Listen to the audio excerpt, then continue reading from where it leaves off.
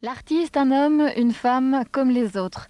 Liana Sanfrisco vit aujourd'hui à Henri-Chapelle, à la Villa Pelser. C'est là qu'elle a son atelier, qu'elle dessine, colle et restitue ainsi la vision qu'elle a du monde et du quotidien des gens qu'elle croise, qu'elle rencontre, qu'elle aime. Elle se joue des images, papier ou vidéo qu'elle crée, qu'elle emprunte ou qu'elle détourne. Elle a grandi en Italie et fait des études artistiques à Rome. À 28 ans, elle expose en Allemagne et c'est sans doute à partir de là que sa vie va fondamentalement changer. Pour la première fois, elle se sent libre d'aller et venir seule, de grandir, de se construire, et ce, au fil de ses rencontres, de ses lectures et de ses expériences. La vie prend alors une autre dimension. Elle découvre le surréalisme et rencontre peu de temps après André et Odette Blavier. Je pense que dans le travail, c'est très important de regarder le travail de quelqu'un d'autre et de le dire. Je t'aime, j'aime ton travail. L'exposition qu'elle présente à la Maison Belge à Cologne est un hommage à Odette Blavier, une grande dame qu'elle admire et qu'elle aime et avec qui elle a partagé simplement le quotidien, l'intimité à la fois banale et fascinante, et ce, en toute complicité, en toute humilité aussi. C'est Odette qui m'a proposé de faire des photos chez elle, à la maison. Avant seulement de photographier la bibliothèque, parce qu'André était mouru. Et elle a eu toujours un peu peur que quelque chose change, inévitablement change quelque chose.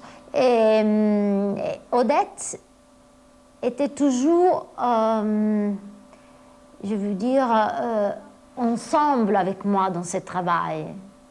Elle est naturellement le personnage le plus important de ça, mais elle a aussi travaillé beaucoup.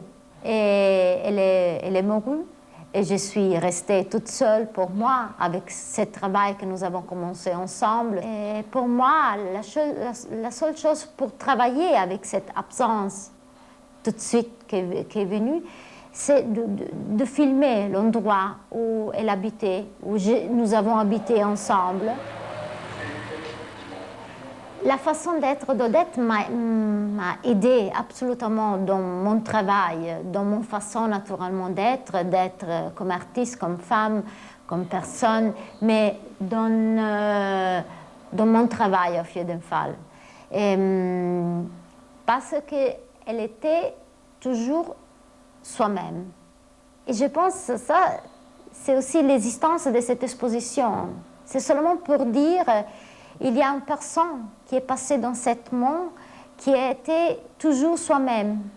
Et aussi dans beaucoup de complications, parce qu'elle a fait un travail d'artiste sans être réellement artiste dans le conventionnel, beaucoup d'expositions, beaucoup de choses comme ça. Jamais, elle est presque inconnue.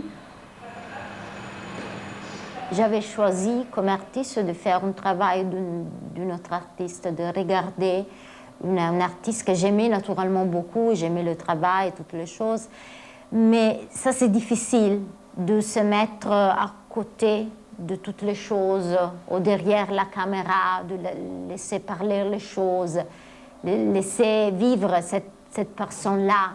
Je n'ai fait pas de montage dans le film. J'ai laissé les choses parler, c'est tout. Et j'espère que cette façon d'être plus spectateur et moins acteur, star de mon travail, j'espère que ça reste.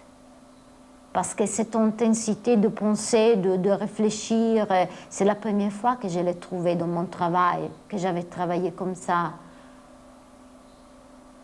J'espère de travailler encore dans cet esprit, absolument.